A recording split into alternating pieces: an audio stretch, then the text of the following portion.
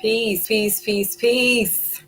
Happy Indigenous Day. Pamela J is in the building. Salute. My pink sister, my pink sugar. My sister's in the building. I see you. Salute, salute. And I saw my lotus earlier. So salute, guys. Happy Indigenous Day. Thank you, thank you, thank you for being here. It's Mindful Monday. I have a topic that I want to discuss. It might come off gossipy, but it's not really. It's, we got to talk about some things and make it make sense for us. So let me just set up a little bit. It's 10:10, right? So that's master number 11. That's spiritual. That's, the teacher. So today we're going to make this count. We're going to teach, right? And we're going to learn some things today. If anything, take away some, things, if anything, right? Also, I'm opening up the panel. So anybody's interested to coming up and voicing, how they feel about the topic at hand, please, you can do so. I will put the link down there at the bottom. I'm going to be reading off of an article that I found in the New York Post, dated the 7th of October, in reference to Kanye West. All right, so that's the topic today. It's not going to be gossipy. I don't want to get into we'll discuss some things about him. Also, I'm going to be referencing, I've been representing and referencing my good brother, Chief Kalani Ali, or Brother Truth, on IG. He has been very instrumental in my life and in other people's lives that are interested in changing their status over from being a chattel of the United States Corporation to being their own sovereign. All right, so I'm going to be referencing some information in here. In the description, have put his website. So you guys are interested. This is a 3-part series. I only got the first book at the time, and that was about 2019. But I've been rocking with him since like maybe 2018, 2017. All right. So I'm going to give the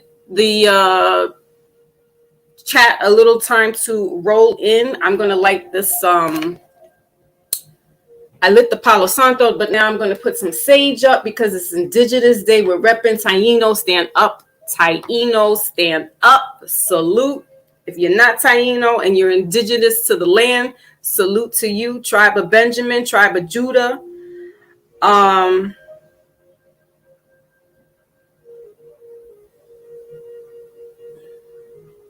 Okay. So let's just come on in. Don't forget to hit the like button when you do. If you haven't subscribed already, make sure that you are a subscriber so that you will know when I make sure to hit the notification bell so that you know when I do come on from time to time. It's been a minute from Mindful Monday because I've actually been doing criminal jury duty criminal act, whatever. And so this is my last week. So my mind, body, and soul have not been all one. And it's taken me away from tapping in and doing some stuff, on the spiritual realm, because it's really the stuff that I'm seeing is very, very disheartening. A lot of attempted murders, a lot of assault with crimes. Happy Indigenous Day, Voodoo salute. And it's really, I feel like I was mysteriously and maybe spiritually chosen to be up on that panel. And not only am I in the panel of the jurors, but I'm also Madam Secretary at that. Listen, I didn't sign up for that. But let me tell you something. I'm responsible for putting in, whether we're going to indict this person or not. And a lot of these people that are walking around here, I should say animals, these two-legged animals, they deserve to be shipped away into an island. The heinous acts that they're doing amongst each other, and it's usually us indigenous melanated people that are doing it to one another. You know, yesterday I was on brother Ivan G. Black Moses's on his channel, and I was on his panel. So he asked a question, and it's either or. It's not, you can't pick other. It's A or B. And he said, gang violence or police brutality. Me and Ant Dog, salute to Ant Dog, we were up there. Ah, my big cat. Happy Indigenous Day, big cat. Love you. Mwah, mwah, mwah. He asked if we would rather police brutality or gang violence. Ant Dog said he would rather have gang violence, and I said I would rather have police brutality. You guys can come at me once I put the link up. You can come at me. Here's why. You guys know I live in New York City, right? It's far and few that I hear of police brutality. We see it on TV, right? I'm not saying that that's not happening, but if I had to pick the lesser two evils, because that's what Ivan G. Brother Moses, the Black Moses, said, you have to pick the one or the lesser two evils. Who are you? Which one are you going with? There's more of us killing us than there is, so, and Dog said, no, I see that all the time. I see police brutality all the time.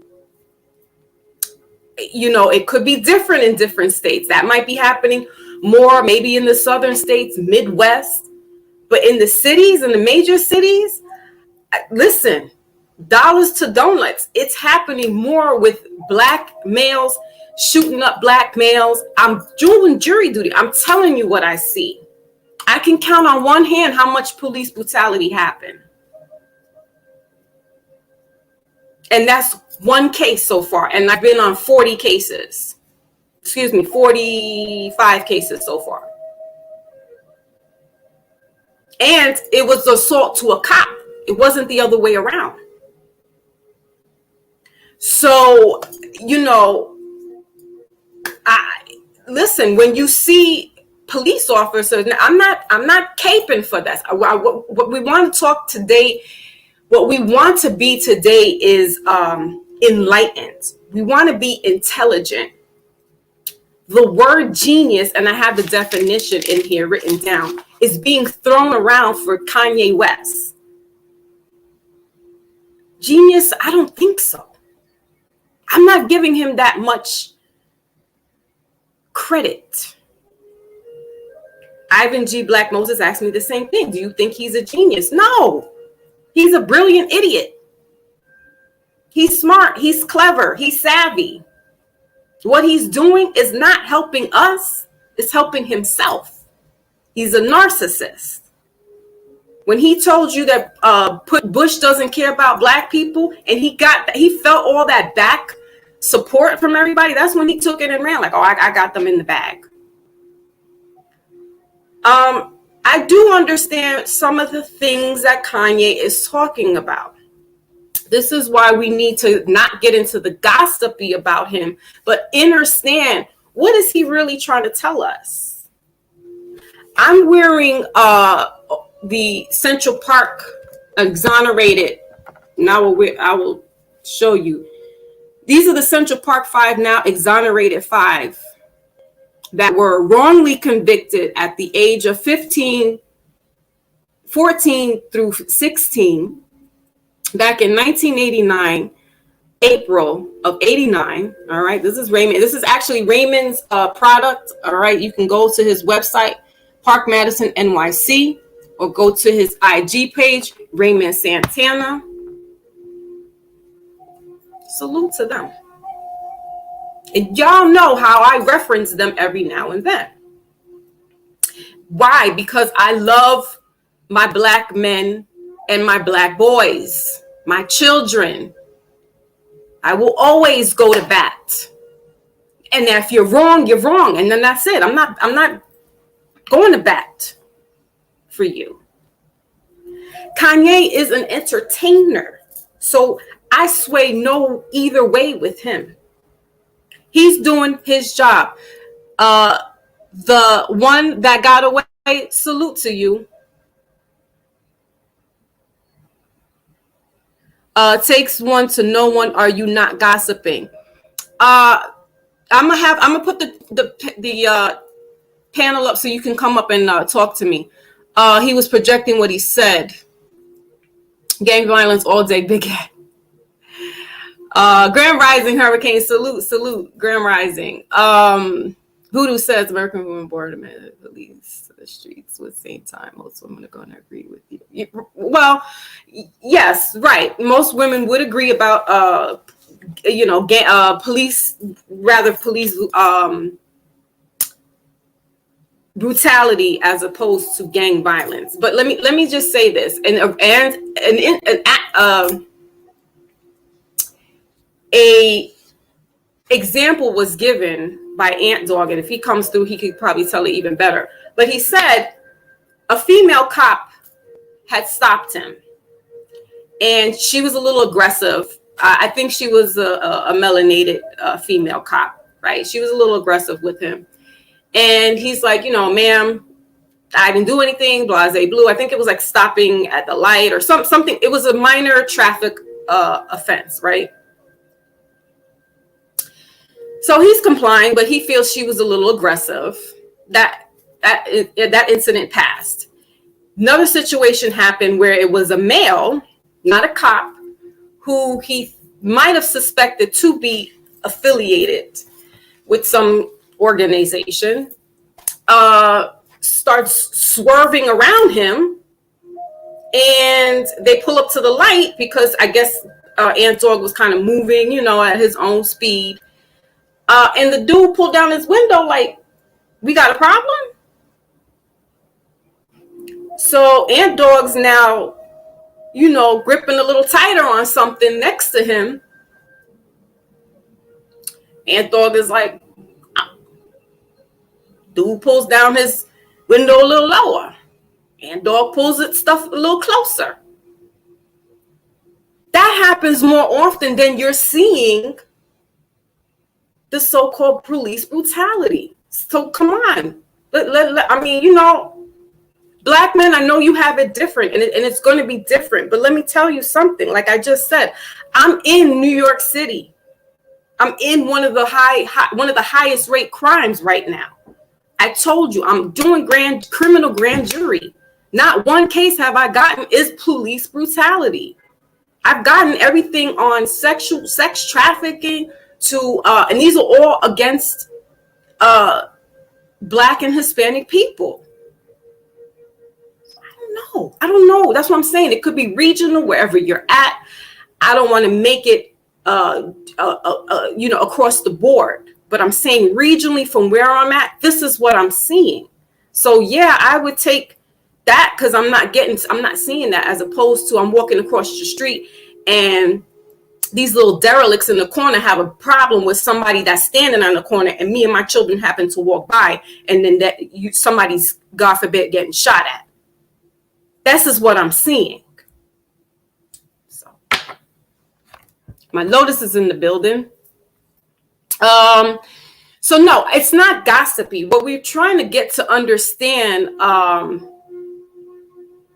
at the one, because I want to highlight you, and I know how I forgot I could highlight. I haven't been on StreamYards in a minute. So the one that got away says, takes one to know one. Are you not gossiping?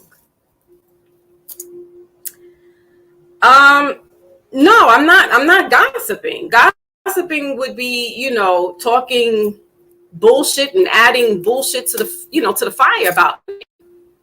But what I'm saying is he doesn't move. He's not in an uproar. Is what I'm trying to. He's not making or break my decision today. Like You know, what we do understand is that Kanye is the one that likes to gossiping, and he's a narcissist. If you read what the definition is, narcissist, he's shown signs of that. And his claim, I'm not a clinical psychologist nor a medical person, but I've worked in the medical field for close to 20 years. He's also in the industry. So we have to remember, again, this is an entertainer. He's like Russell Crowe in Gladiator. Are you not entertained? Like, that's what he's basically doing for us.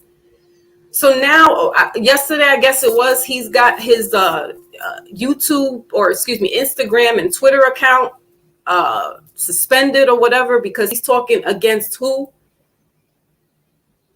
Right? And that seems to be a problem.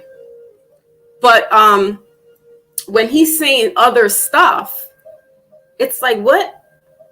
So nobody else gets in arms with him. Some people are really clapping for him. They're like, you know, Kanye is a genius. He's, you know, he's doing the damn thing. And I'm just like, all right. If that's what this is what you're subscribing to, and that's who you calling a genius.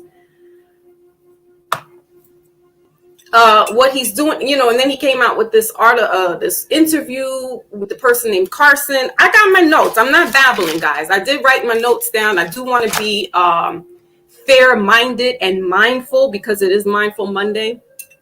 But we have to understand, what is it that he's exactly saying when he dons a T-shirt that says "White Lives Matter," or when somebody does wear a T-shirt that says "Black Lives Matter," right? Forget about the whole propaganda behind it. We need to understand what that means, right? And it's a perfect time to talk about it, because it's Indigenous Day. It's knowing that those are colors at the end of the day, right? And that civilly or civically, in the eyes of the corporation, Black is a color and you are dead. So why are we not really talking? He's not telling us. He's talking in soliloquies. This is what I'm saying. He's a brilliant. He's a brilliant.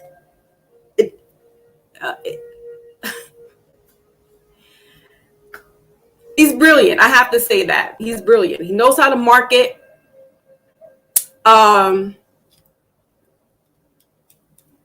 Is he a genius? I wouldn't put him up that far in the status. Listen, y'all know I love me some Tupac Shakur. I'm not putting Tupac in the genius status either.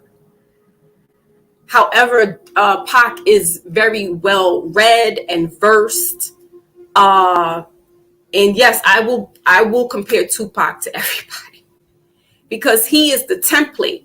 He is the precursor of what everybody is now afterwards. He showed you what it's like to be in thug life, but he wasn't pulling out his tool to shoot the next man down.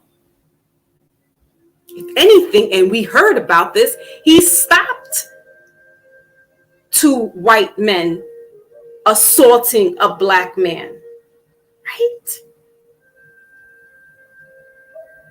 Kanye was walking around with a book bag. And now he's telling us, oh, my father was a Black Panther.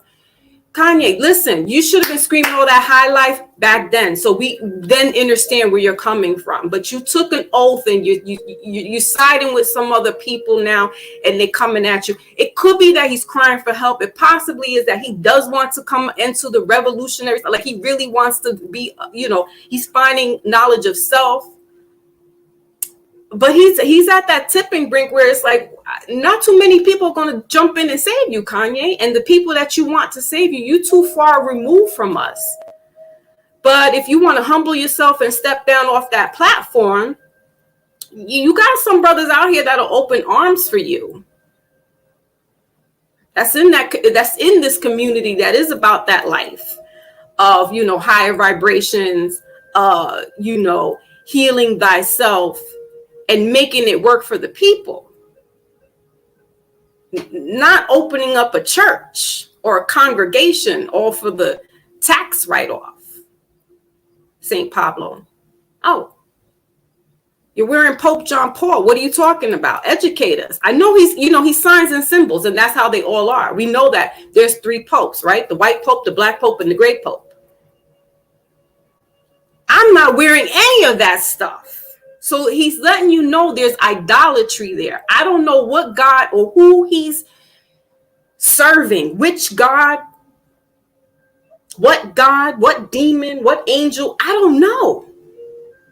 So therefore, I'm not going to really take him, I'm going to take him like a grain of salt. Not going to take him too much seriously because I don't know who he's serving. He says, I'm a child of God and this, that, and the third. Which God are we talking about here? So anyway, as I will go in, okay, I'm going to read some of the comments. Thank you, Big Cat. Says great topic. And I will drop the link. I just want to go into my little rant. It's been a minute. I just talk about that. I'm going to give you what the definition of genius is. And then I will drop the link and then we can have a back and forth dialogue. Again, I am not far removed from being corrected or being taught. All right. Because we're all learning in this game. No one person knows everything because then that's a genius. Right. And no one person should be so far removed that they can't learn something new or relearn something that they might have known, but it was hidden and now it's seen again. We're in the age of Aquarian right now. That means we're in the age of knowledge and information. So, if Kanye is really awakening, right, and coming into this consciousness, again, like I said, there's people, and I'm sure he's watching a few of the conscious creators that are out here, because he's citing some kind of, well, Noble Drew Ali said, and the Moors this, and I'm like, I think I know who he's watching and listening to, because he wasn't. Again, I've seen Kanye since inception. He wasn't talking about that stuff before. He was this shy little pink wearing polo t-shirt, book bag, broken jaw mouth, kind of stuff, and had the good, cool songs out. And some way along the line, when he stepped his foot into being into that industry completely, wholeheartedly, all things went south. The passing of his mother, and I understand that was like his rock to him. I didn't watch I'm not a Kanye groupie or a stan. I liked a few of his songs back in the days. That's it. So I'm not following him. I don't know too much else is what's going on other than what they show us in media. He was just crying on the drunk champs about his wife. Oh, she's still my wife until. Like, he still wants to make his marriage work, but then he's like, all right, all right, miss me, Kanye, miss me. Melotus says, good morning, blessings to everyone. Thank you. It's my Lotus Bomb moderator, guys. I will be letting you know, putting up the sound, the alarms of when I'll be doing personal readings again, most likely towards the end of the month. Again, because I've been on jury duty, so my mind is like it's crazy. Base Rules in the building. Salute. Salutations, Grand Rising, Happy Indigenous Day. All right. So I don't want to miss anybody else. 1 month KKK, this Black people worships it. Right, Voodoo. Like, this is what I'm saying. South by side.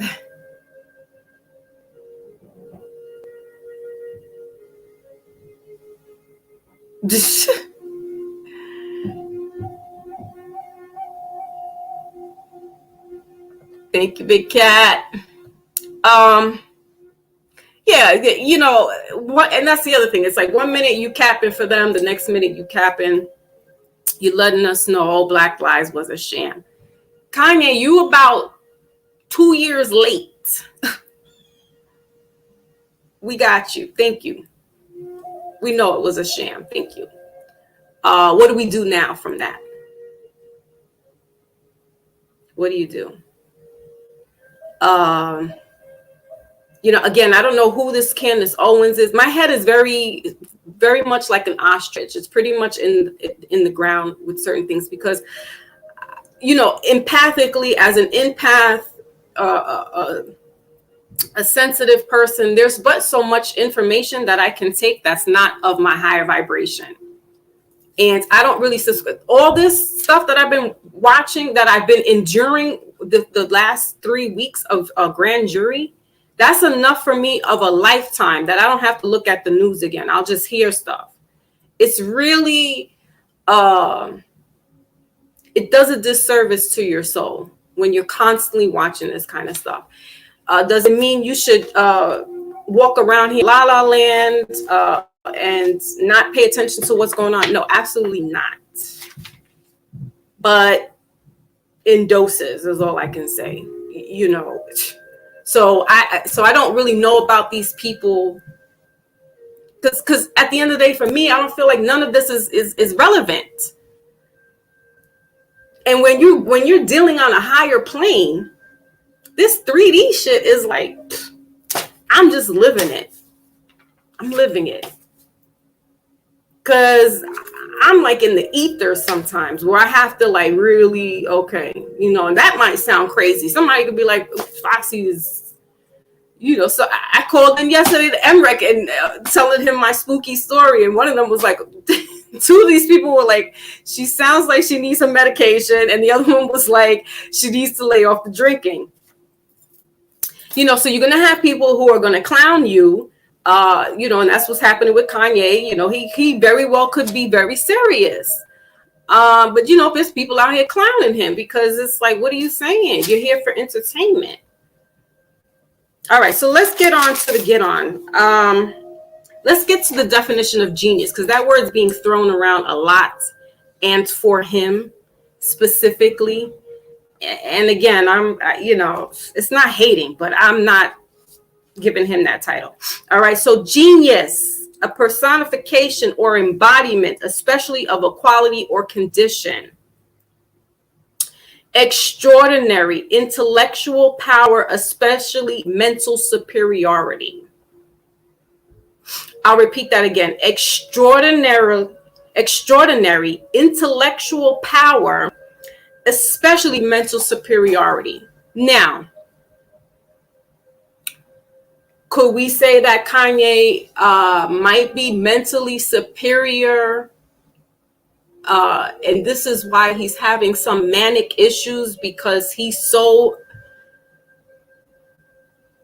mentally superior that some of this stuff sounds crazy. Possibly. I'm still not giving him that title, but this is what Webster's dictionary says a genius is. Last one, it's an adjective, right? So it's to be. Showing or suggesting great cleverness, skill, or originality. It's possible. It's possible he could be. Again, people are saying that Kanye is a genius. So according to Webster's dictionary, most likely. All right. So the title today is Whose Lives Really Matter? Right? Because we have this debate about, he's wearing White Lives Matter. He's wearing Black Lives Matter. He's wearing a MAGA hat. He's visiting Donald Trump. He's married to a European.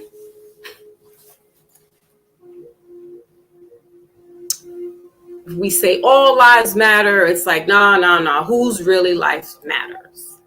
Well, like I said, in the Remedy book, part 1 of the Remedy series, part 1, Rise of the Nation, Chief Kalani Ali tells us what is Black and what is a Black life.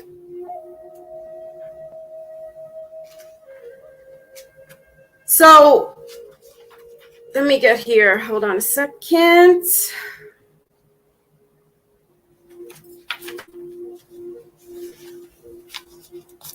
A citizen of the United States is a civilly dead entity operating as a co-trustee and co-beneficiary of the PCT, the Constructive Cestui Trust of the U.S. Incorporation, under the 14th Amendment, which upholds the debt of the USA and U.S. Inc. in Section 4. When we use the word black in the eyes of the USA's laws, you don't exist.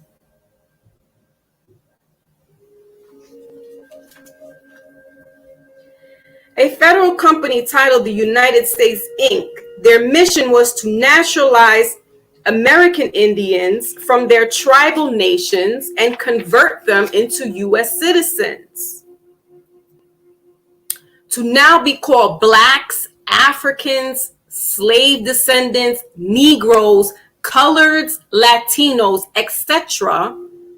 As a result, many tribal Americans were stripped of their land, birthrights, and national heritage that attached them to the territories, claims, and treaty protections.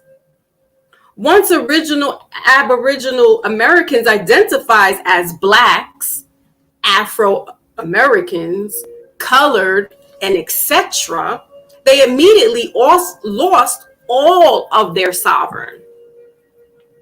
I will repeat that.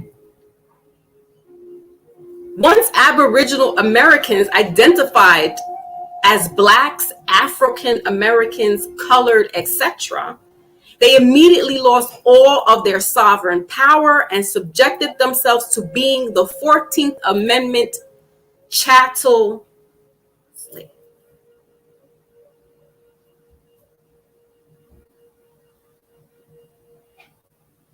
A Native American originally applied to the original Aboriginals or copper-colored races found here by the Europeans, but not applied to the descendants of the Europeans born in America. Okay, I will repeat that. Listen a little closely. All right. At the same time, taking the mixed breed American subjects and putting them on reserved lands throughout the United States and identifying them as Native Americans who no longer had the legal obligation to sign treaties with. Bye, boo. Have fun. Let me pause right there. Let me highlight this because this is very important. All right. At the same time, taking the mixed breeding American subjects, where does the word who has subjects? Who has subjects, guys? Who has subjects? Throughout the United States and identifying them as Native Americans who they no longer had legal obligations. So here's what that looks like. It says, keep in mind that the true definition of American, according to 1828, Webster's dictionary, a native of America, originally applied to the Aboriginals or copper-colored races found here by the Europeans.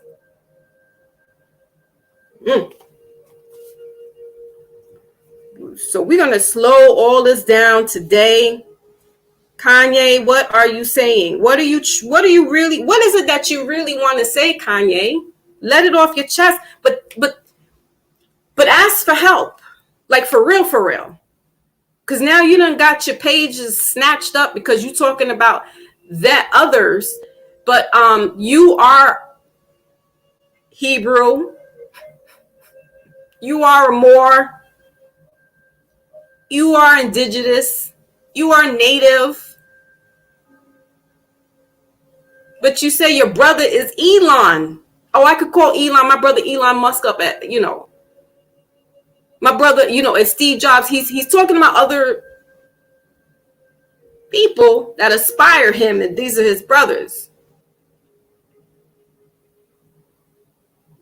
I don't hear him saying too much about who else is brothers of knowledge of self. Taj Tariq Bey, a Sabir Bey. Who else are we talking about here? I mean, current people. He doesn't have to go so far back. But these men are walking around right now in real time. Brother Truth Kalani, Kanye. These people, if you want to, really get into that and free yourself, not just put up the white flag of I retreat. Because what he did was he put up the White Lives Matter t-shirt, and that looked like an SOS sign. And then he's wearing the Pope. What are you telling us? Like, he's sending two mixed messages. And that's what Donald Trump used to do. He used to talk one way, and he's letting some other people know the real messages. And I used to listen to the real messages, not the garbled BS that he would talk that would get people incited. I'm listening to what is he really saying? Oh, you want to bring businesses back here and out of China? Out of Russia? But he's talking about, oh, black people, what else do you have to lose? Oh, why is he talking like that to us? Oh, he's not lying. We're running through half of us is, holding on by a string. He's not our savior, but he said, let's bring these businesses back here to America. He didn't say to the United States. Please don't think Donald Trump is an idiot, because that is another brilliant idiot. He's not just an idiot. He's a brilliant idiot. All right. Let's get some more information here. Where's my other little sticky note? Oh, no, it fell off. Okay. When they do the classifications asking you, whether you're black, white, Hispanic. It's a document. It's a document called SF/181. And it's issued by the Management and Budget Department. And it will show that every other ethnicity classified in their system derives from, drum roll please, original people. But Blacks/African American descents from the Black racial groups of Africa, not a nation or states of people, but a continent. So in conclusion, according to their own system's classification, Black lives do not matter. In big, bold words, Black lives do not matter.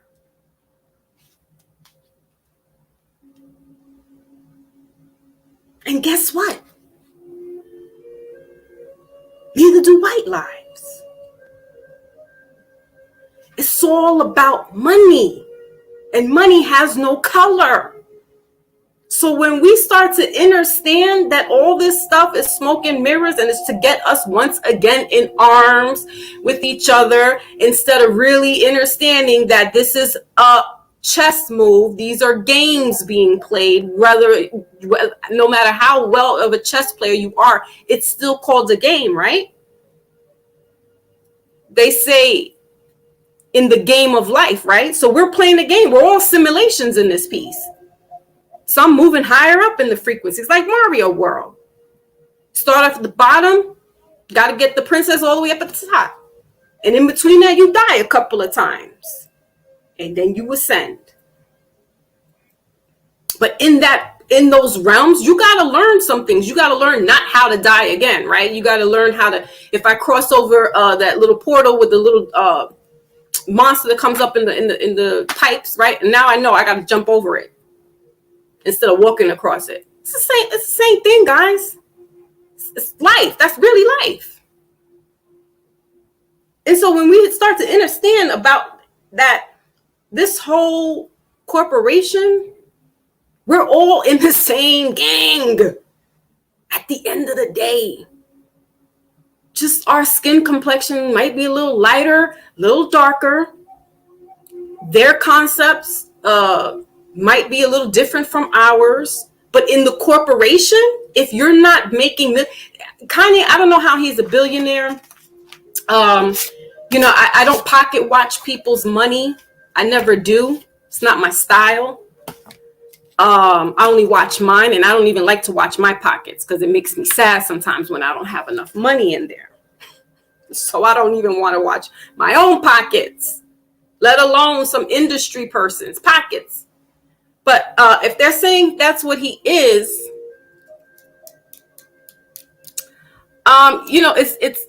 he's really just doing it off of his marketing, rebranding himself. He's not really like it's Kanye's own design, right? He's putting his name behind corporations that are already there. So that's how, again, I'm like, how are you maybe that's a genius. Maybe somebody thinks that's smart. That's smart.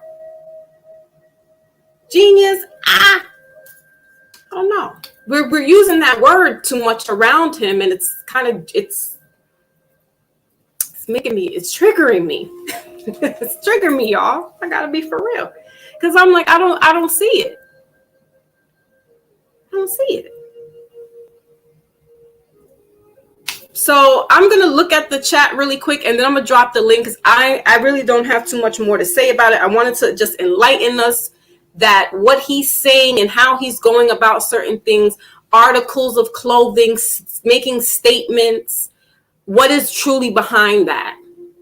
I don't know if he really believes white lives matter, or maybe he does because they're the ones buying, they're the ones truly supporting him in that respect. As far as he's going into places like he said on Drink Champs, Elon Musk is my brother. Okay. And everybody's favorite rapper, he says it's his boss, not his brother. So he makes distinctions of who's his people's, who he really gets down and dirty with. All right. We've seen him in European countries with European women, right? And I don't want to put my preference and stuff like that into it, but I don't totally agree with that. But I'm nobody to him either. So my thought doesn't matter. But Kanye, how can you then talk about the black life when you're over there with the white life? So for me, that's where I'm like, here's the character. Because if you're really about that life, again, I'm going to compare it to Tupac Shakur. Because yes, while he got around and did all this stuff, he knew who he's sticking to the script with. His last album was Kuluminati. And anybody that's been talking that hot stuff since then has been mysteriously ended up drug overdosed, choked on an egg. Oh, they had a DMX. Oh, it was a drug overdose. On Drink Champs, he said he was talking about masters. That's when I already knew. Coolio was they just showing us now. Coolio was talking that good stuff. Now he's dead. And so Kanye is going to switch sides again. It's going to flip like a pancake. So we can't really start holding on to him like, yes, we got him. Yes, Kanye is back with us. No, Kanye's never been with anyone but self. He's a how do you call it? He's a capitalist. All right. So we can't get too comfortable with putting up our black fist and saying black power, right on, Kanye. We can't do that with him. We can just be like, all right, give him a nod. You get a nod. That's it. Because we have to look at all of him, all of it, of what he's saying. It's like, how are you supporting? And now you're coming out. Here's an article he had with Carson. Says, listen to this really quickly. In the interview that he had with this man named Tucker Carlson, excuse me. Fair use, copyright disclaimer. I have the disclaimer in the description. This is an article coming out of the New York Post, dated 10/7/22. I just took snippets out of it. All right, I'm not going to read the whole article, but Kanye makes a comment in quotes.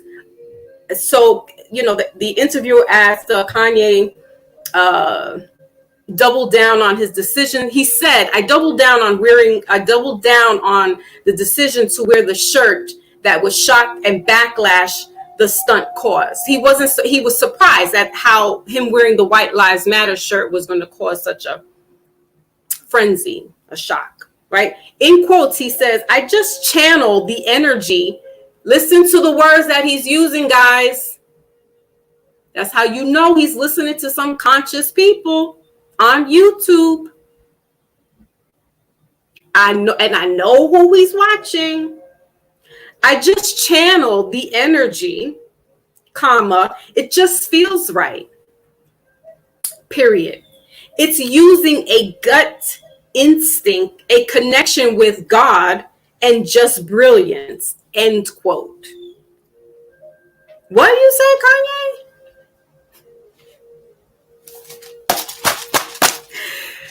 He says in quotes, I will repeat it again. I just channel the energy. It just feels right.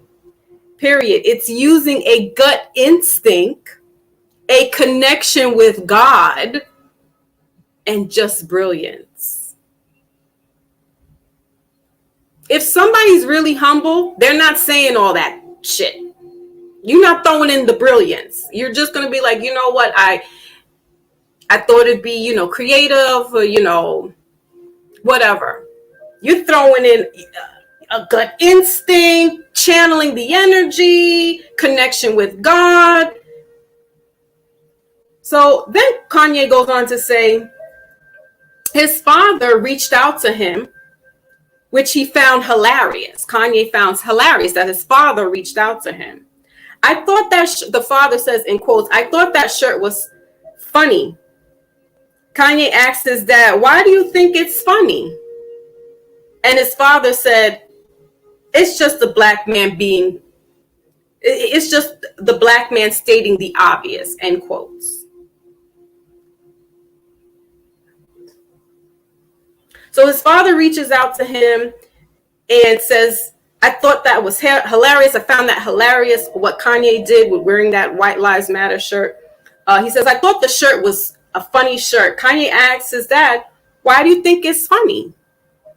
So apparently Kanye was dead serious about wearing the shirt. And his dad then responds, it's just, in quotes, just a black man stating the obvious. And then it's come to be noted that his father was a Black Panther.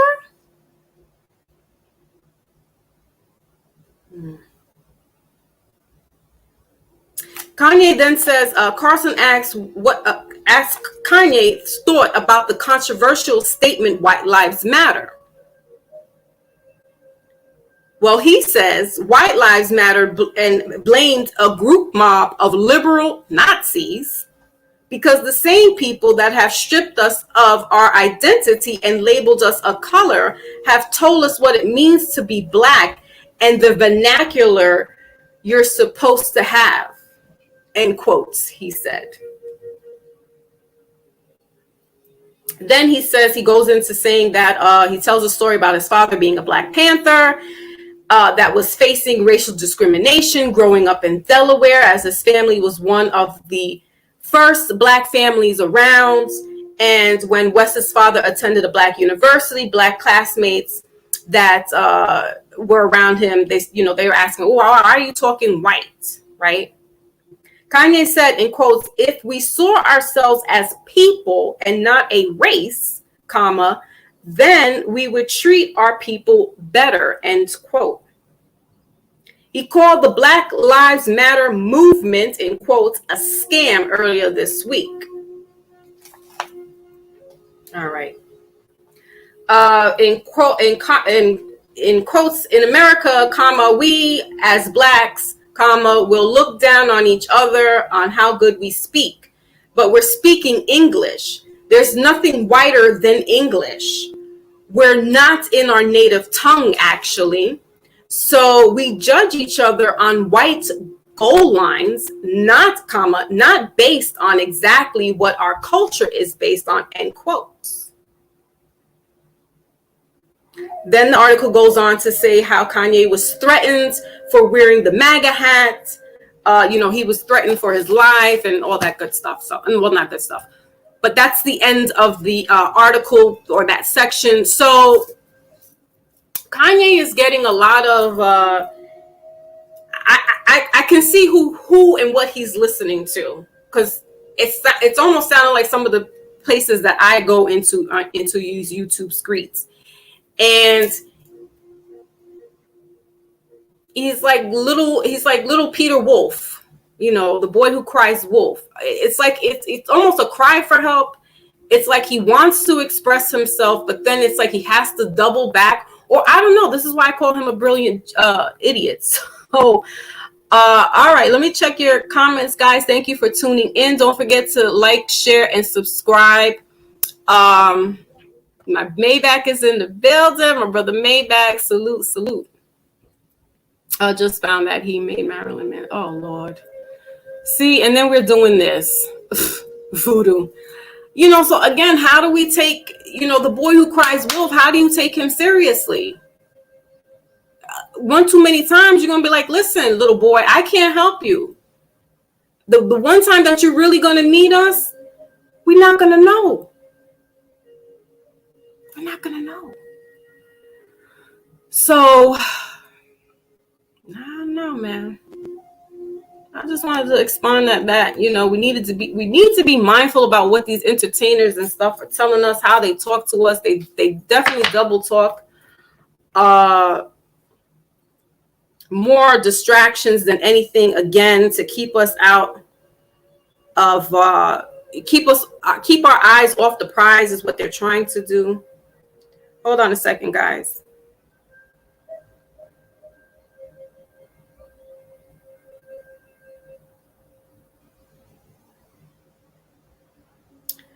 So that's the real part here, right? Because we're going through a lot right now, and to sit here and be so much in arms. This man has been the talk of town for about a good week and a half.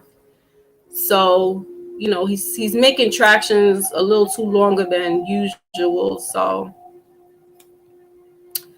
I'm going to open up the panel right now. Just want to read your comments. Brother Maybach, if you are available, please come on through. All right. Okay, so let's do this.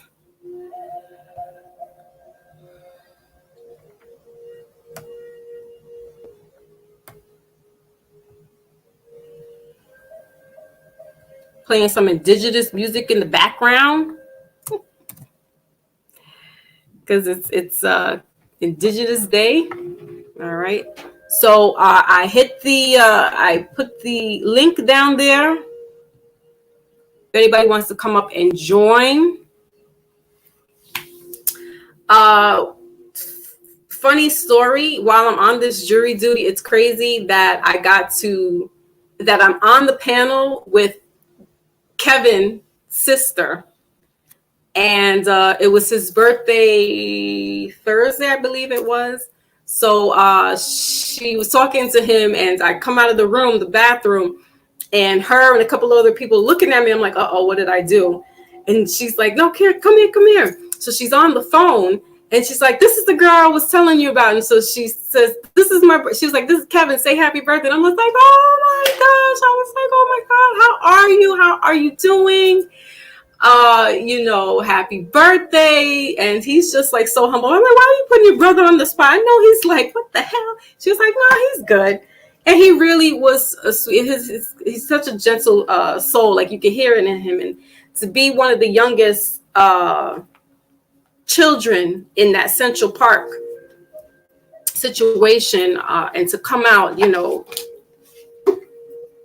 better than before is, it's astonishing. It's really astonishing. So salute to him. That's why I said, God has a way of doing things and putting people in your life unbeknownst to you. So I was like, I don't want to do this jury duty, and then I'm doing criminal and I can't get out of it. It's like, oh God. So yeah. She is my new foster sister, big sister. Oh, Beauty Queen is in the building. Beauty Queen. They, when I say they, King Champ has done a beautiful, how do you call that? He did a song for you on Ivan G. So, and I was there yesterday and I loved it. Oh, he did such a beautiful job. Gorgeous, gorgeous, gorgeous. I love myself some Raz Girl. Epitome of a Black queen. All right. Just inside and out. And I got to sit there and watch the video. And I was, so King Champ, salute to him. He did an awesome job.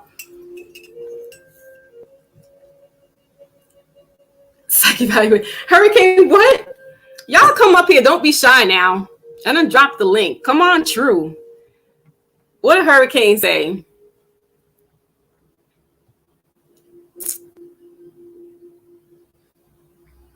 We're not gossiping, the one. Come up here so we can talk. It's not gossip. We're just trying to, we're just stating some obvious things, but I really got to the nitty gritty of it, I believe, where we need to understand what actually white and Black lives mean, right? When we say all lives, or they say blue lives matter, who are the blue lives? I mean, human life is what matters. Human life. Colors, I don't know about that. Yeah, it was fun. We were up there. Well, he was up there for about 2 hours. But I was up there talking myself because he was asking me about Kanye too. And I was just like, listen, gossiping would be saying that, that he's clearly, he got mental issues and, talking ill will against him. I'm not talking ill will against him. I just want us to understand what is the big uproar about him. And I'm not a Kanye fan. I like his music, some of it, the old Kanye music. I haven't heard any of his other stuff. He got me when he started wearing his little mask and, changing himself. Listen, they're industry people. So if you want to put all your eggs in a basket with them, that's on you. I'm not about that though. The only person I do that for is Tupac Shakur. That's it. And I know he's no perfect saint. He's far from it, and he told us this. See, that's what makes him brilliant, because he He shows you, like, I'd rather deal with somebody who shows me and tells me like their flaws, the stuff that they've been through, that I can resonate with. I don't resonate with Kanye. As maybe like his upbringing with his mother being a scholar. I've had scholars in my family, but Kanye's, puts on a personification. So it's we're stating things that are obvious. We're not gossiping per se. And I want us to talk some real facts here. I want us to dive in deeper in what does this all mean when we hear white lives matter, when we hear Black lives matter, besides the corporation. Like, we have to educate ourselves more so that we're not taking one person's stance and getting up in arms about it. That's all. We really want to just get a better understanding of some things.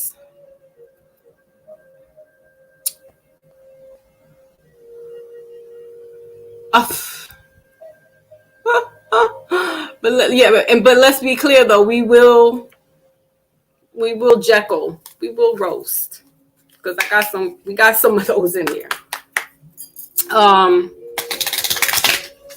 That's all.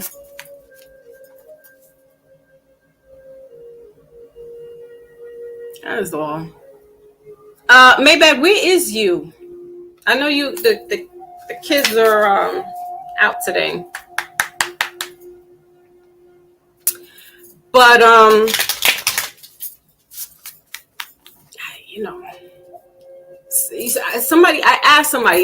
asked someone almost that kind of similar question, Voodoo.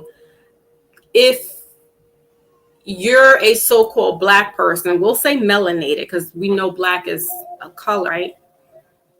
Or it's a spectrum of a color, right? We want to get scientific. Could they still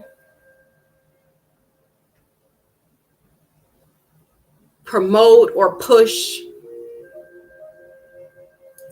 anything Black life? Like, could they be, so-called Pan-African? Could they really be on their square for Black people if they've married outside of the so-called Black person? And the answer is yes. And I'm like, okay, all right. I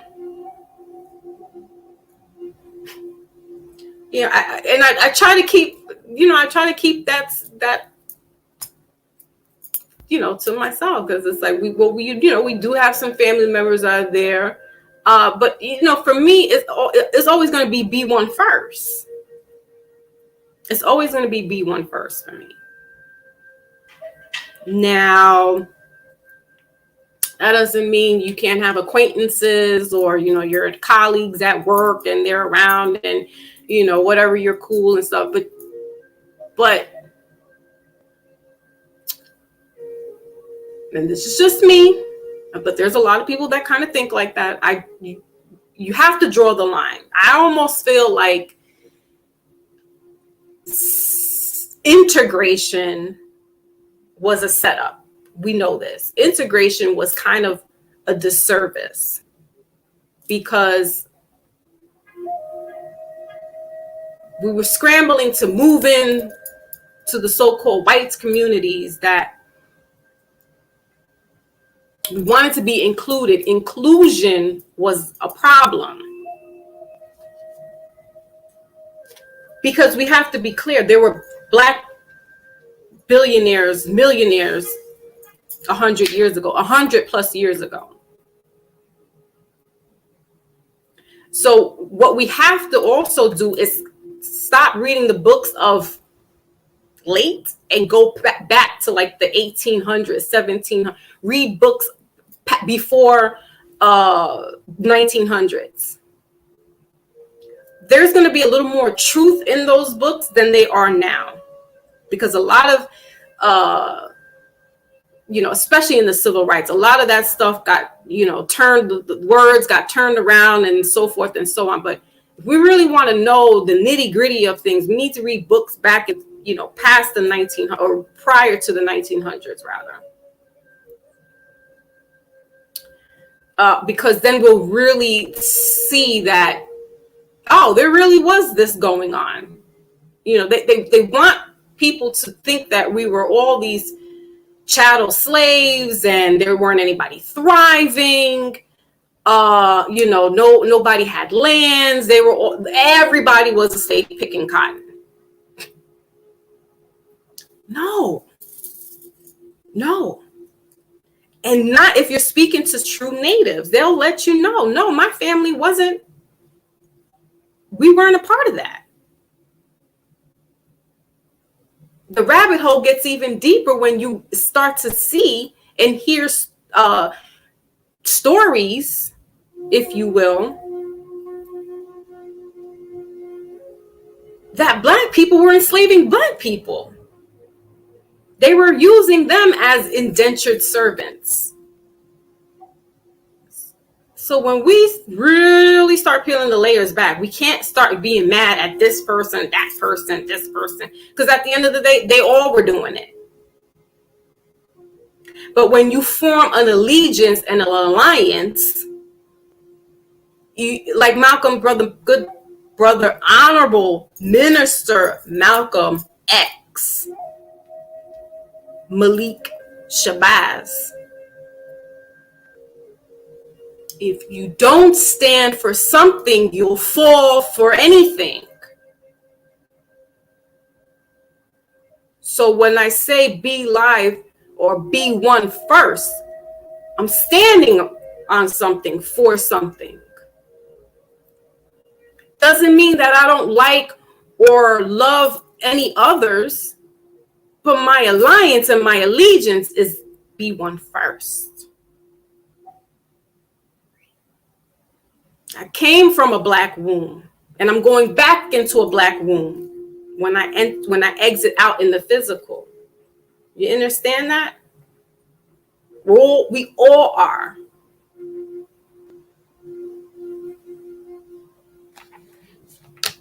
So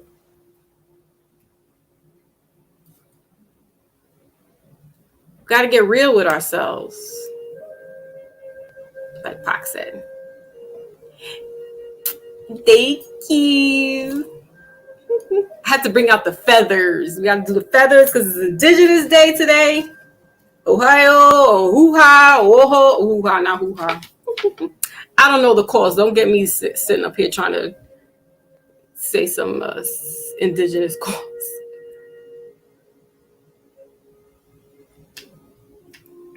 Kobe was the one.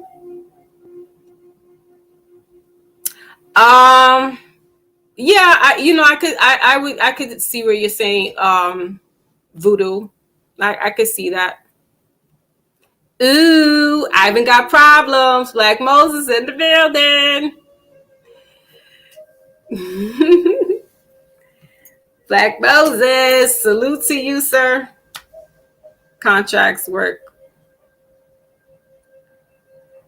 Now I was telling our beauty queen here about her beautiful tribute. That's what it was, a tribute from King Champ. I put the link in if anybody wants to come up and chime in, please. Kanye asked, like,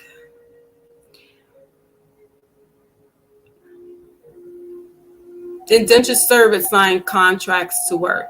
We think it compares. No, it does. You're right. That's not a comparison. They do get kind. But what I'm trying to say is that there's a difference. There is a big distinction, Raz girl. You're right.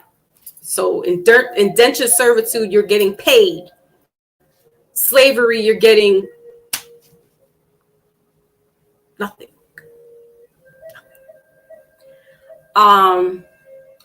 But we also have to remember who's writing these books, who was telling us this history. Yes, we know that the slavery here in the States was pretty bad, awful, and disgusting.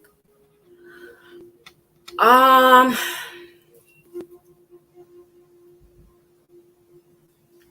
they don't tell us too much about the non-slaves. So it's, again, the propaganda of pumping this out, promoting this. But and I keep questioning people. If I go on somebody's live and I'm like, why is everybody glorified with Africa, Egypt, Ethiopia? I wasn't born there. I don't know if I have DNA there or not. Maybe, according to my aunt doing the ancestry, and even that is questionable. But I was born in America. So I really want to know more about where I was born at, all the riches and goals that we have here, the beautiful landscapes, water, the beautiful people, the coppered colored people that were already here. I want to know more about that. And slowly but surely, it's starting to unravel. It's starting to come out. People are doing the work. And they're letting us know that, yeah, America, in fact, some of the agriculture that we produced was exported to certain countries in Africa. It is the one and only Black Moses. Hey, baby, what's going on? Salute. I just came here to gloat. I just came here to gloat a little bit because them Cowboys put it on them. Them Cowboys put it on them. So what was the score? 22-10. Yes, 22-10. Kind of similar to what we did to them Giants. If you remember. I'm not a Giants fan. I tell you that already. We need Anton to hear this. Yeah. Oh, he heard it. Remember, he was supposed to call me at the third quarter, but since we were still putting it on him, he decided not to. Yeah. But I got a little instant message from him talking about it was good. Yeah. Saying, yeah, that's good they won. Yeah, and dog, it's great they won. Yeah. Because I told you it was from the jump. Oh, ain't no finally. We 4-1, baby. We 4-1. All right. I'll give you that. The Cowgirls is doing it. I mean, Cowboys, they doing it. There you go. See? What about them Squealers? I've left them. When my quarterback retired, I did too. So. Oh, who's your Big Ben? Yeah. Oh, okay. So now I'm retired. I can't do with the Steelers. They give me heart palpitations all the time. Okay. All right, palpitations. What's cooking? Good looking? Oh, nothing. Just chilling. Just relaxing on a Monday. On Indigenous Day, as you should. It's Indigenous Day. Yep. It's Columbus Day. Oh, okay. Federally speaking. So we flip it to Indigenous Day, right? Do you think that the indigenous peoples of this land was us, or was it a different group of people? Well, I would definitely believe they were copper colored. They definitely were like a melanated hue. And they could have been amalgamated with other different types of, people. I guess, the climate, wherever you're going, higher up, your phenotype changes, hair texture changes. So, but for the most part, we want to say that they were copper colored. Okay, I can get with that. But do you think that they were us, the evolved version that we are? See, because we're an evolved version of the people they marketed from West Africa. It took hundreds of years, but for us to evolve, but we're actually the evolved version of that. Uh, so do you think, that's us? Because I don't think so. I think we're far removed from that, and the people in Africa know that we are far removed from what they are. They make that distinction. It seems like we have the problem in making that distinction. Okay, good question. Yeah, I think we're kind of removed from that, but we are the descendants of. So if you think of children, that grandchild may not look like the parent, but they might look like the grandparent. So there may be some similarities and characteristics of us now to our forefathers beforehand. Okay. All right. Definitely we're taller now. Our physiques are a little different. They might have been a little more hairier, climate. And we're thinking thousands of years ago. So we have to try to wrap our brain around how that was looking back then compared to what it's looking like now. So yeah, definitely we are different, but not that far removed. Not that far removed. Yeah, I can get with that. Yeah. So are you doing readings today, or are we just talking the indigenous talk? Because I don't mind talking the indigenous talk, and I don't know if you want to hold it on your own. If you don't mind, you want me just riding with you a little bit. But if not, that's cool. So today is Mindful Monday, and that means that we talk about things just as what we're talking about right now. Oh, okay. All right. So no readings. I do actually, when I end out the live, I like to give us a little Oracle Wisdom deck reading to send us on our way. But no, today we're going to shoot the shit. And shoot the shit. You not shoot the shit.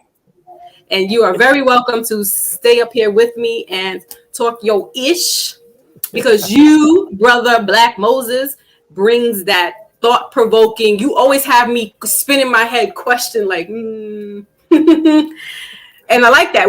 That's what I'm saying. Like, this isn't a topic today to, like I said, gossip or do anything of that sort. It's to really enlighten us to know, what does it mean about white lives? When somebody dones white lives, when somebody dones Black lives, what does it mean? And I read out earlier by this, he's indigenous, brother Chief Kalani out from Houston. He's from Dallas, or Texas, rather.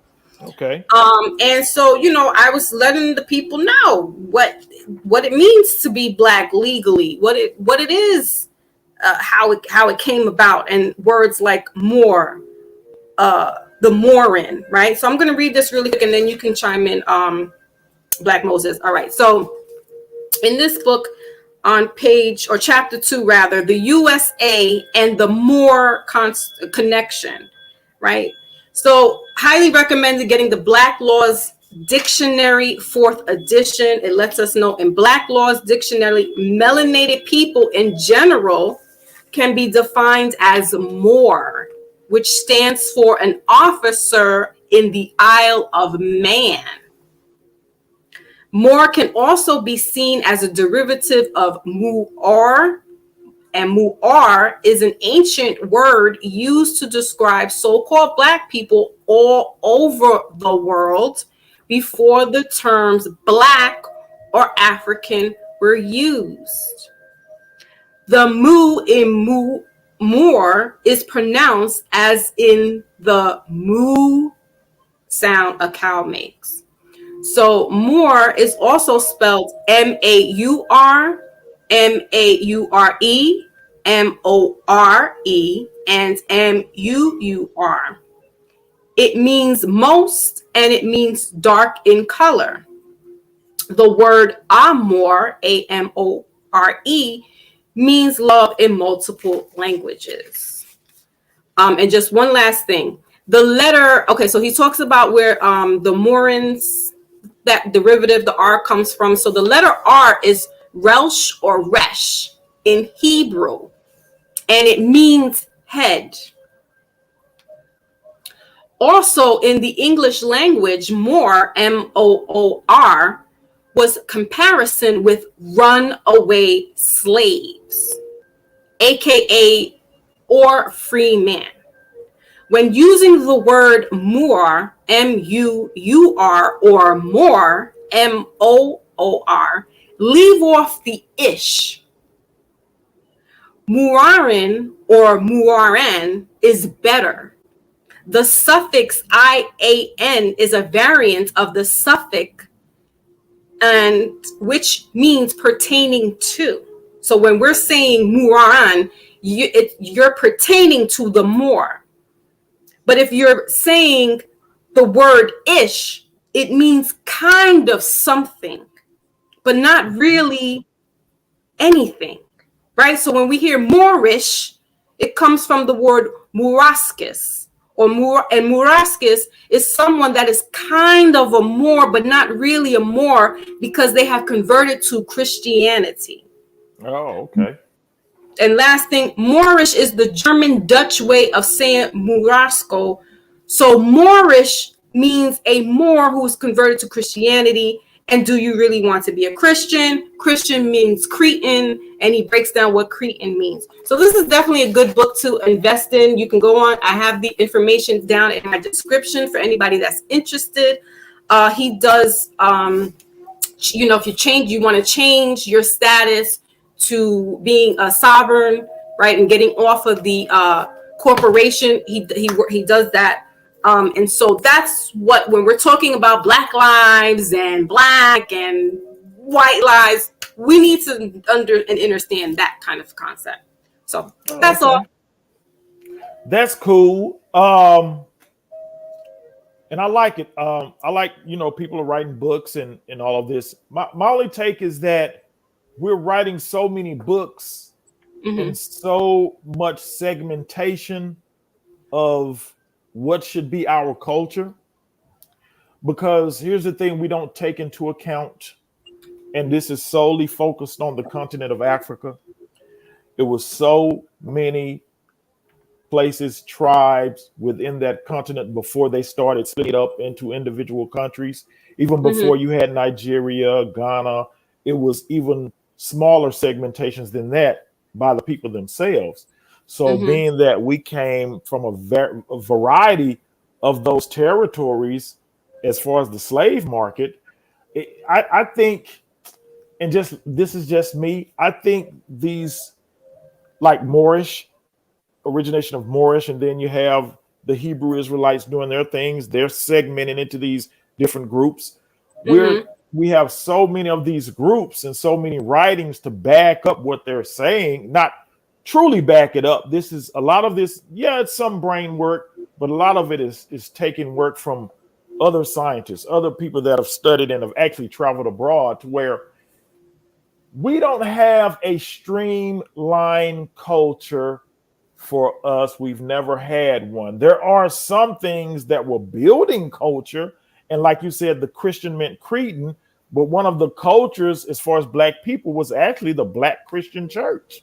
That was a building of that was a culture. None of us as a unit, we can't go back and really get down to Moor or Moorish or whatever you call it culture. We can't do that. And I think that's the disarray with us. We don't have a solidified culture. We never had one. In any type that we've tried to build has been segmented. Why? Because we came over here as segmented people. You had a bunch of tribes and variations of people put on one boat as if they were all the same. And if we want to go, I guess, racial or biologically racial, however you want to do it. If you look at European people or people of European descent, aka white people, they know who they are. They don't just put them all in the boat of being from England or Ireland or Scotland. They know if they're Irish or Scottish. They know if they're German or French. They know if they're Spanish or Portuguese. They know that. And that helps them move forward. And I think because we don't know if we should be of Ghanaian, ancestry and what part of Ghanaian ancestry, because there was quite a few tribes. We don't know if we're from Nigerian ancestry, which would be 3 automatically: Igbo, Yoruba, and Hausa. Not to mention the smaller tribes. We don't know. We are a hodgepodge of people that were put on boats in a market and sold as is. Let's so as is. We wasn't sold as Ghanaian slaves or Nigerian slaves or Liberian, not Liberian, but whatever. We weren't sold. We was just sold as is. A tall black man, strong bones, big feet, or a big, strong, sturdy woman. That's how we were sold. They didn't put the nationality or the tribe. They didn't say this wasn't. Even though we did this stuff like they look at you and be like, "You got a big mandingo." Yeah. But see, only, and you know what? Like I got good friends. My barber, who's also a good associate of mine, he's Liberian. He's a Liberian, but when I go to the barbershop, because he's like one of the only barbers of African descent that's actually cutting hair, a lot of other African nationalities come to that shop. So because I've been around him so long, we all talk now, and I kind of get the inside of how they think, how they talk, and how they consider each other. And a Mandingo, one of the guys, a Mandingo, who's actually from I think South Africa, but he's from the Mandingo people, and they give him that respect as that. I don't know the Liberian tribes, because Liberia was the original African Americans. That after slavery, they got a chance to go back. That's how Liberia started. Freed slaves decided to go back, and I want to dig a little deeper into that too, because I think we all should have went back at that time. I think they should have sent us all back, and whatever happened. I think that would have nullified a lot of the problems that we have now. It would have nullified a whole lot of problems, because that was the mistake that you can't get back, but it should have happened right then. When those men went back, or those people went back, they should have sent everybody back, because this is a disarray, and it's in critical mass. I always say it, looking at black people in America, black Americans, African Americans, whatever you want to call them, we're in disarray. And it's a critical mass disarray, to where decisions are going to start being made on our everyday lives. I mean, I know some of us, we claim our hoods and all this other stuff, but we're actually about to be split up. Like in Atlanta, they got zone 6, zone this, zone that. They're really going to start doing that for black people across the nation. You're going to start being put in intentionally created zones just for you, because the rest of the world can't get along with you. They can't. They don't know how to relate to you. They don't know how to communicate. And now we have this issue we're at, and it's about to be a turning point. And I'm gonna tell you, if the conservatives, the far right, get into office, is going to happen sooner than later. I know I just took this on a political route. I didn't mean to do that, but it starts with the confusion of us not having a central culture as a group of people, because we came over here as just a hodgepodge group, as is, and that's what we are now. What say you? Hold on, I gotta get something. You go ahead and either you can keep on with that point, or just hold on a second. I'll talk to the chat. What do you think, chat? What do you think about that? You think which? And we've tried to build these cultures. We had the Black Christian church culture, hip hop culture. Hip hop culture, which is pretty much a train wreck, pretty much now. We've tried to do all these. We've tried to do all these things to make our situation, or make us feel better about being here, being somewhere that we really never belonged. And everybody say, "Oh, it's been 400 years, 400 years." Yeah, it's been 400 years since we should have been sent back. And whatever happened. It's been like maybe 200-300 years, not 400. Yeah, however how many centuries it has been, it's been centuries of a mistake that wasn't rectified. I guarantee you, whether we went back to tribal wars or famine or whatever we went back to, let that be our fate. And because our fate was pretty much handed to us, we're just here wondering. You know, that's what akata, you know, when they say Africans call us akata, you know, that's what akata means. It means a wandering cat without a home. That's what akata means. A wandering cat without a home. So when they call you akata, it's because, you know, yeah, the early people were Africans, but you actually don't have a home. You actually don't. Afro-Brazilians have a culture. Afro-Colombians have a culture. Afro-Peruvians have a culture. Jamaicans have a culture. But for some reason, the American Black does not have a central culture to fall upon or to reference to. And I think that's the root. Even though we do put out some of the most creative things, but I think our creativity comes from our disarray. Because some of the things we create are not good. Some of the things that we create are not good. Yeah, hip hop culture, yeah, that was cool and all that, and it influenced the world. But now, out of hip hop culture comes what? Drill culture. You know, the explosion of gang culture. That's not good. So everything we do is not, and we influence the world. Everybody wants to be like us. Yeah, but that's not always good.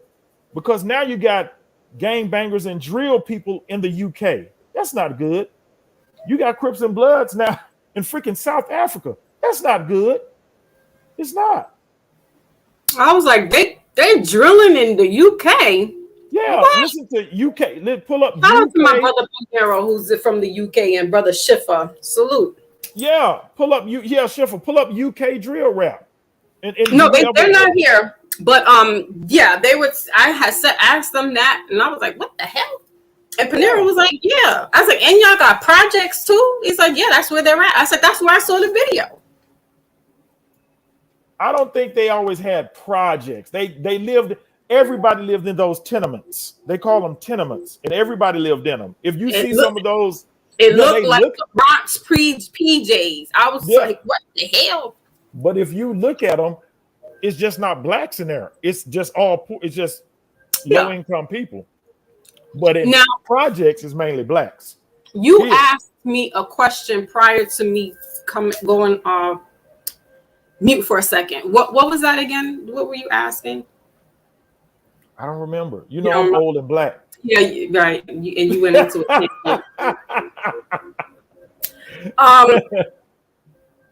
And because you're older, so you kind of come through the school of thought where we were all put on a boat. As far as the slave market, they didn't have planes.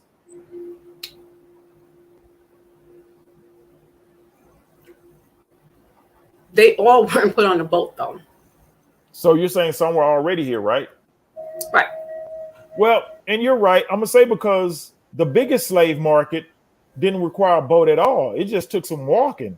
The sub-Saharan slave trade, when the so-called Arab, other slave. That's where we need to be educated. It wasn't just this transatlantic. Yeah. And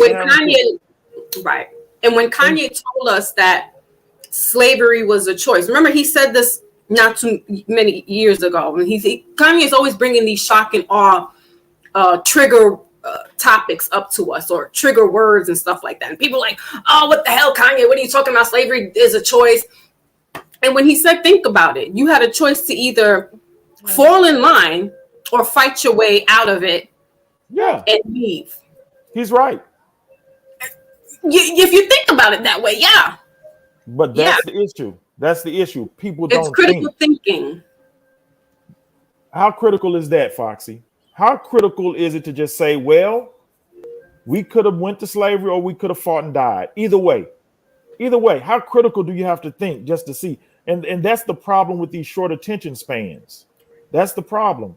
Well, not only the short attention span, but as I said yesterday on your platform, because we are melanated, right? Black folks are organically emotional beings. We're more tethered to the earth. Our souls are tethered to so we feel a little bit more. And I'm not trying to take away from any other ethnicity. I'm just talking about us right now, because as you can see on TV, we get more excited. I mean, you'll see the white boys getting excited at a football game or at a hockey game, but that's because they've been influenced by alcohol. When you see a black person, so-called black person, doing something out of nothing, like you said, we were destitute at one point. We were trying to figure out. We got hip hop by being creative. Mm-hmm. Break dancing, boogaloo. It's in our DNA. We're emotional, and I'm not saying as being soft or simple. I'm like, we're just emotional creatures. So when we hear words that, like a Kanye said, you could have fought or not with slavery, we're all like, what does he mean? What does he mean? But that's the second. Take a think about it. It's true. It's true. Let me ask you this then, since you wanted to relate it to melanin, right? Mm-hmm. Since you want to relate it to melanin. And I've asked this question before. I think Roz Girl, I asked her a while back. Is so in relation to this world, is melanin as far as us, because we have high concentrates of it. Well, right. Darker skinned people, me and you're of the lighter skin variety. So we do not, yeah. So as far as that number, as far as melanin goes, would it be a gift or a curse? I remember you asking that. Yep. Yeah.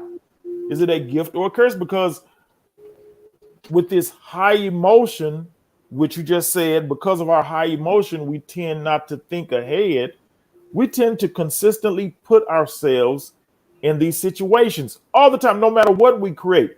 Look where hip hop, and I don't want to dump on hip hop culture because I love original hip hop culture. I'm just going to say it like that. I love original hip hop culture. I don't like where it's went, if you still want to consider that hip hop culture. Right. But I'm like, everything that we've created out of our emotion and our need to, I just say, party, or our need to celebrate something, it always turns into a negative.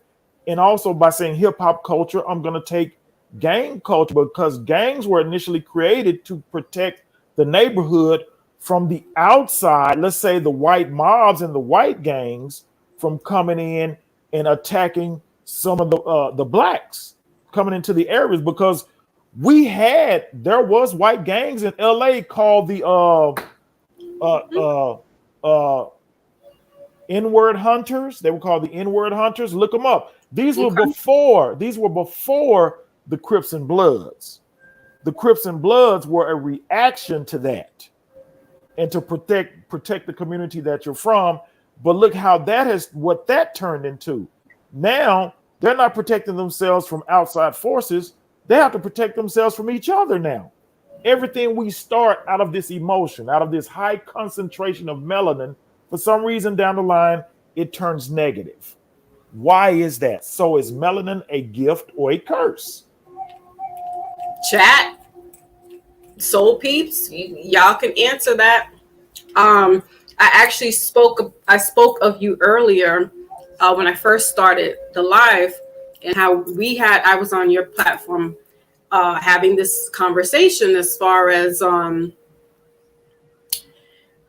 question you proposed to me and Andog. If you had to take one or the other, lesser two evils, would you gang violence or police brutality? Yeah. Mm-hmm. Kind of was a little iffy in here, but I had to give them our explanation.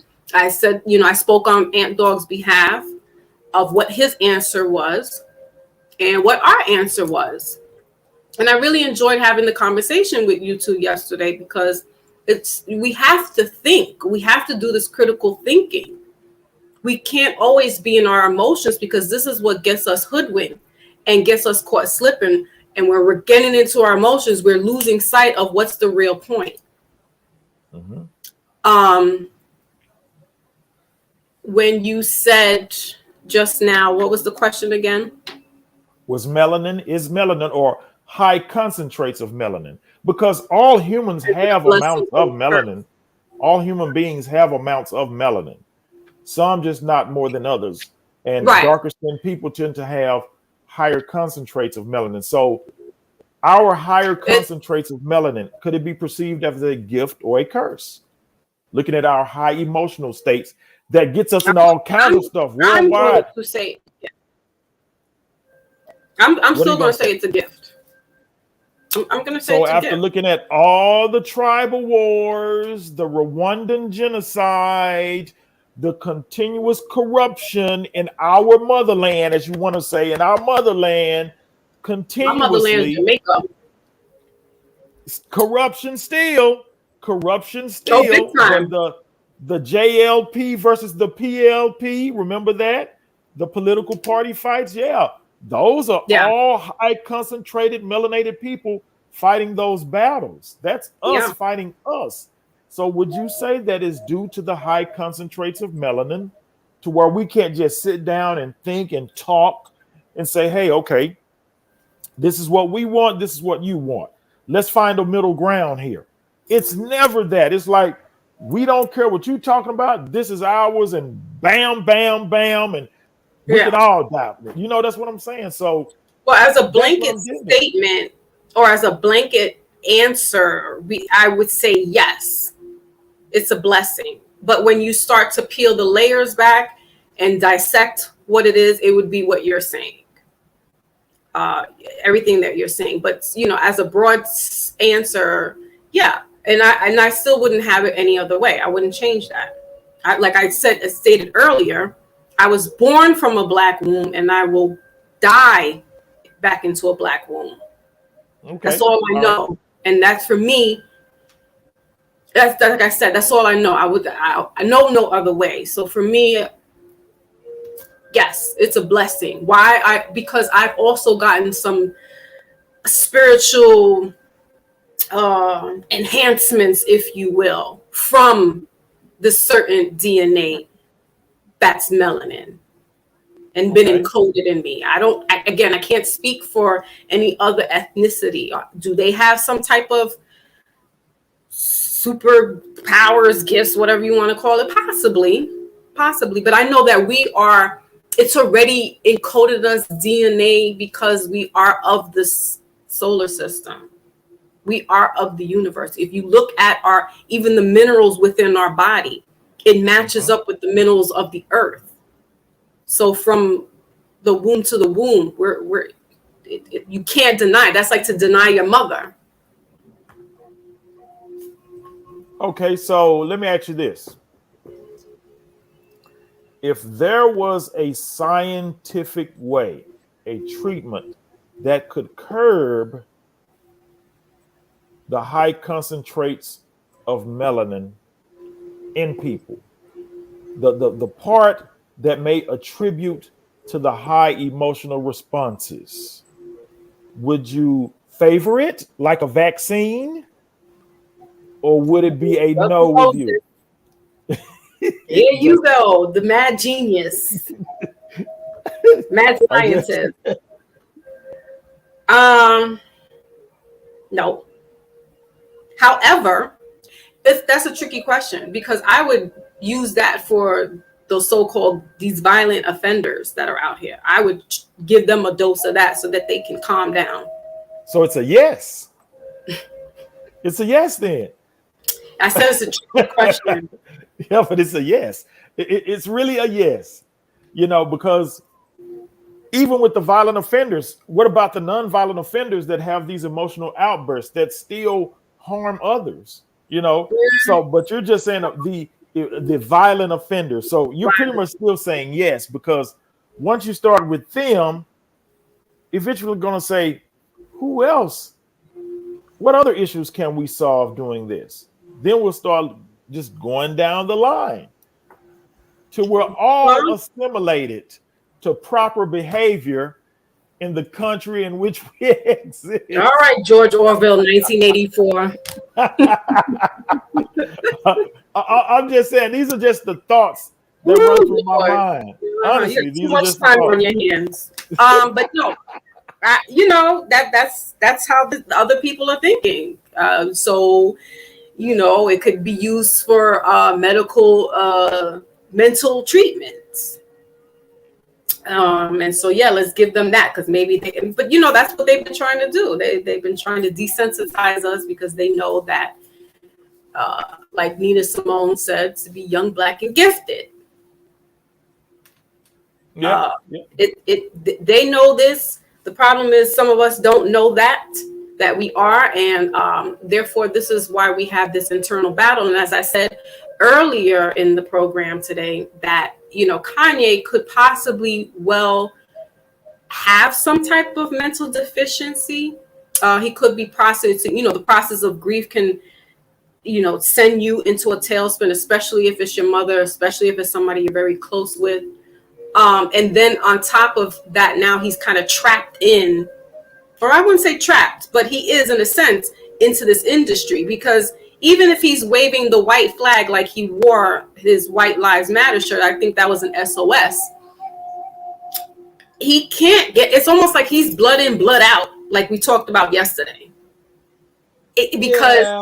I don't think so. I really don't think so, Fox. Right. I understand what you're saying, but you're saying it from a position of how it negatively affects Black people. But here's the thing. Kanye has to deal, and let's look at Kanye. Kanye has to deal with all types of people. So his free thinking has to apply across the board. My favorite term, across the board. It has to. So when he was sitting on Tucker Carlson and talking to Tucker Carlson, the beard was like untrimmed and all. He didn't care. This is what I like about him. He is what he is. But he was saying some things that Tucker Carlson know that he himself is guilty of when it comes to Black folks. He was saying that stuff, and people are sitting up here saying this dude is crazy. I'm thinking he's a free thinker. That's why I asked you, is he a genius? Because he was so slick. Number one is slick that Tucker Carlson had him come on, but Tucker Carlson brought him on there simply off of the basis of the White Lives Matter t-shirts. Right. And since Tucker Carlson is a far right-wing conservative on Fox, he thought Kanye West was just going to come in there and talk some White Lives Matter stuff. Then Kanye got in there and started talking about how Black folks, he himself experienced as a young Black man. And Tucker Carlson couldn't do nothing but sit, blush, give a little laugh, because he's because at this point, Tucker Carlson is sitting there like, damn, what have I gotten myself into by talking to this guy? Because he's going to give it to you no matter who you are. See, with us, we just like to give it to Black people. Oh, Black, we ain't doing this, we ain't doing that. But Kanye is going to give it to everybody. If you're a white person or whatever, and you're being unfair regardless, like remember he tried to get in the fashion industry and he blasted the top fashion designers because he felt like they were trying to hold him back. Most of those top fashion designers are white foreigners. They're Italians, they're French. That's what he blasted them. He's speaking out against everybody, but some of the things he does as it negatively reflects on Black people, white people are going to say, wow, he's okay. And then they're going to bring him on and he's going to say, boom, we need prison reform. Boom, we need to pardon Larry Hoover. Boom, that's what he does. But they keep falling for it. The whole Fashion Week community fell for the White Lives Matter t-shirts. Really, so it's not, he's not trapped. He got a recording studio in Wyoming. Wyoming, one of the whitest states in America. Wyoming. He has a recording studio, a big compound out there. That's free. Would you want to live in Wyoming or North Dakota or South Dakota or Montana? You wouldn't, would you? because your mind cannot fathom you having a nice resort home in those countries. Those are some nice places. I had a homeboy that played basketball for Montana State. Those are some nice places. His mind could fathom that. That's why he built a compound out in Wyoming and brought everybody to him, because that's how your life, the universe that you build, should be around you. You shouldn't have to feel like you got to live around these black people and be down. No, you should live the way you want to live. And that's what he's doing. I don't think he's trapped at all. He's a free thinker, but I think when we say free thinker, we still limit that. We still limit that. Not only is he a free thinker, he's a free liver too. Mm-hmm. He's living his life freely. We're just alive. We're just alive. He's living. And we all need to reach that point in our existence. Well, that's my take on Kanye. No, beautiful. I love that. I really do. You made it make sense. And my rebuttal is that he is the exception to the rule. While he can afford to live and get a mansion and be secluded in Wyoming, the average Joe, especially a melanated man in that predominantly quote unquote white area, there'll be some problems. As they say, money talks, bullshit walks.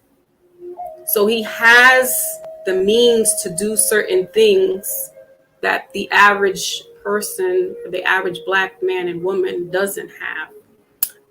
And you're right, as far as him blasting on everybody. Doesn't matter if you're a white man, white woman, he's going to let you know about the injustices in some cases. The only thing I also have to disagree about with him wanting to free some prisoners, he didn't talk about Dr. Mutula Shakur or Mumia Jamal. Mumia Abu Jamal, yeah. Who have been incarcerated for 50 plus years. And I don't know too much about Hoover. I understand that he was an ex-gang member. But I would want to have a Dr. Mutula Shakur come out, who's near death right now, and so is Mumia Jamal, because they still have something for us to teach, learn from, and they've been doing this, and that is a threat, and therefore they won't come out because they're still a threat as long as they're alive and they come out into society. I never heard of Kanye talking about either of his parents being Black Panthers until recently. And therefore, I don't know what to do with Kanye. I really don't. I don't know what to make of him. And especially when he's saying, we're doing prison reform and prison release. Let's do this. I'm first batting for Mutula Shakur. In fact, I have signed petitions and sent donations to Dr. Mutula Shakur. Now, is this all because you're such a follower of Tupac? Because remember, we wouldn't really know about them. Well, I knew about them because I studied, I kind of got into black militancy in the 90s. It was, when there was Public Enemy, BDP, Brand New, when the Black Conscious rap movement. So we all were enthralled by it. The African medallions, the Malcolm X shirts, the hats. Yep. So we were all studying then. So that's how I became familiar with them even before Tupac. But I didn't know that they were so closely related to Tupac. And he has a song where at the end he calls them all out. Exactly. Free the soldier, bam. I forget the name. I think it's on Machiavelli. And I thought that was it's on the Machiavelli album. Mm-hmm. Yeah, I thought that was dope. I hadn't heard it, especially the way he said it. Free my Abu Jamal, and the way he just ran down the line. I was like, man, that was slick. He's so, but when he said those names, I'm like, yeah, I remember him too.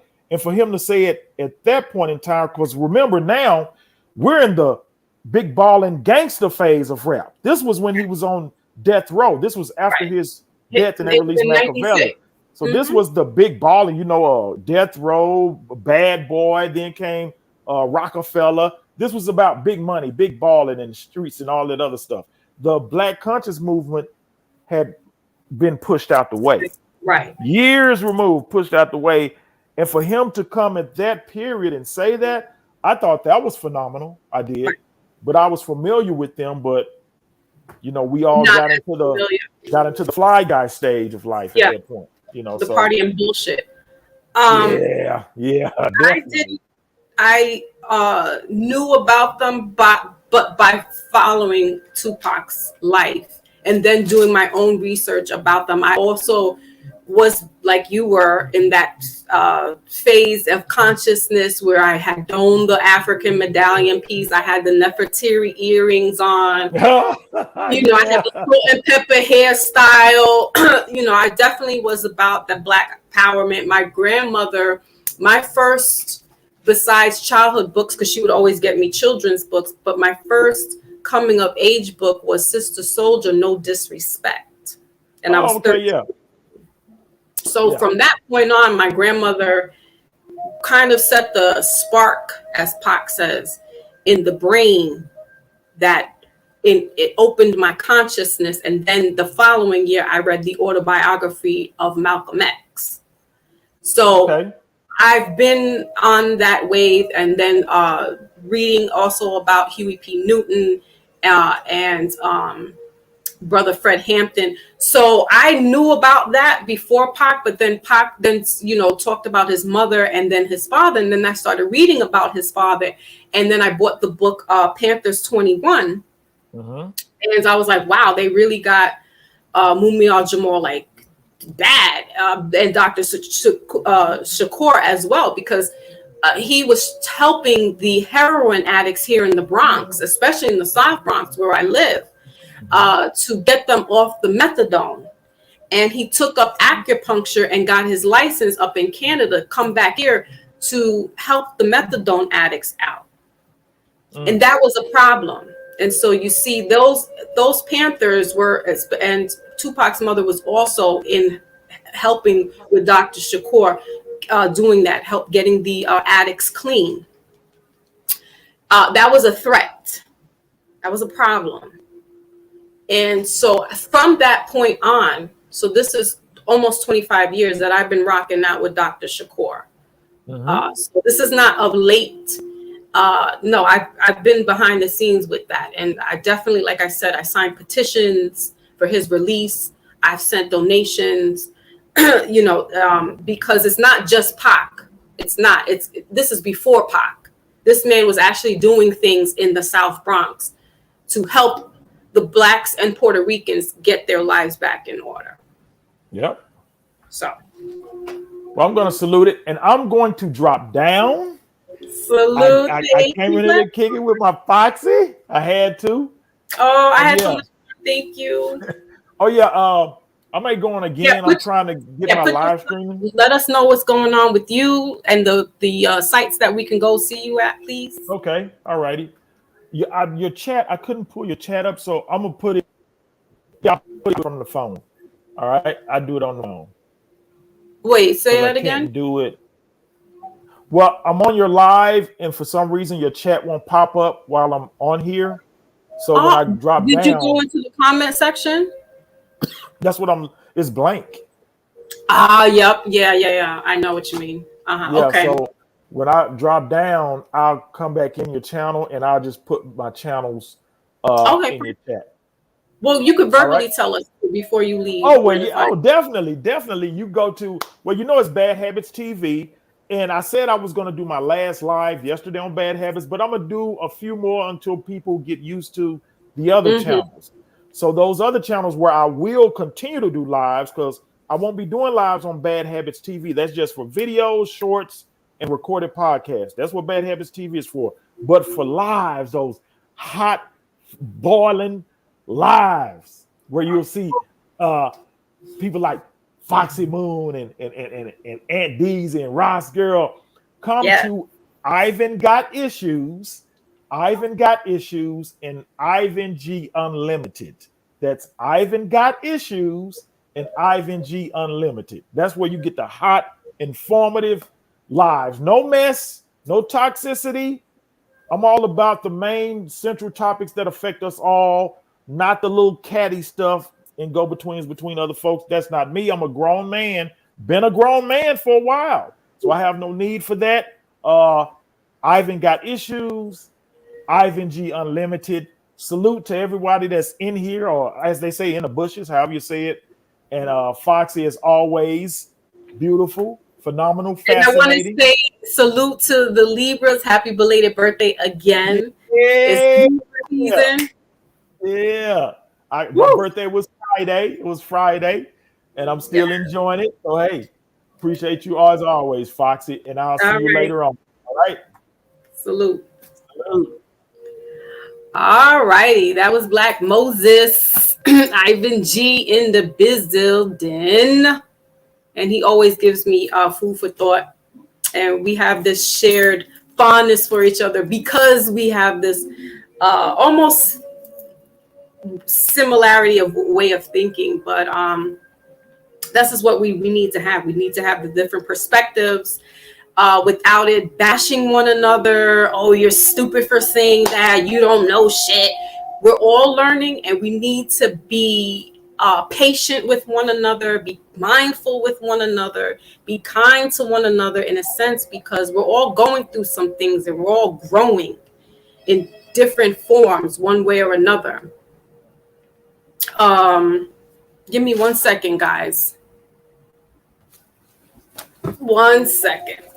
Because somebody's trying to, I don't know who, at my door.